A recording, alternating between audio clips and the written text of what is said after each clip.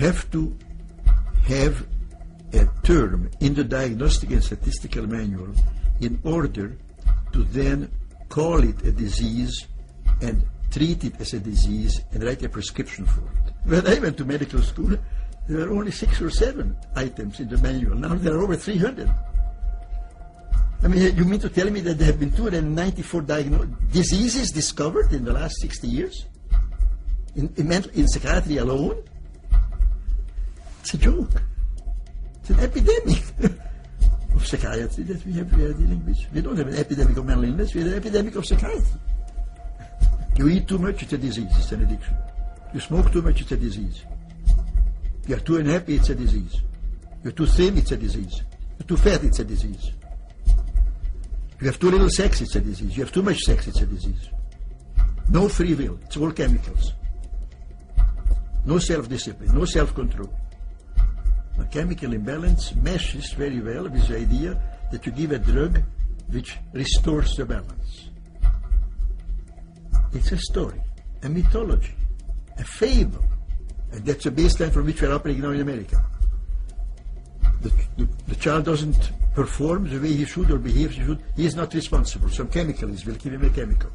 You hear day in and day out on television that this is a mental illness and that's a mental illness. And Zoloft is advertised. Beer you can't advertise, but Zoloft you can advertise. Now this is it's not just psychiatry, it's a whole psychiatrization of the culture. Now what's more toxic, Zoloft or beer? Amen. Case closed. See, the internal contradiction in these very concepts is so total that they don't stand up to any scrutiny. Nobody has yet measured, demonstrated, or created a test to show that somebody has a chemical imbalance in their brain. Period.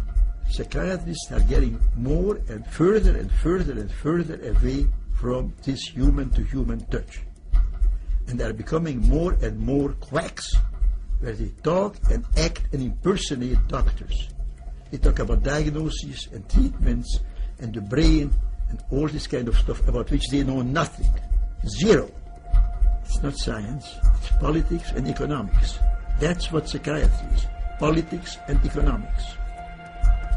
Behavior control. It is not science, it is not medicine. This is so big that it boggles the mind.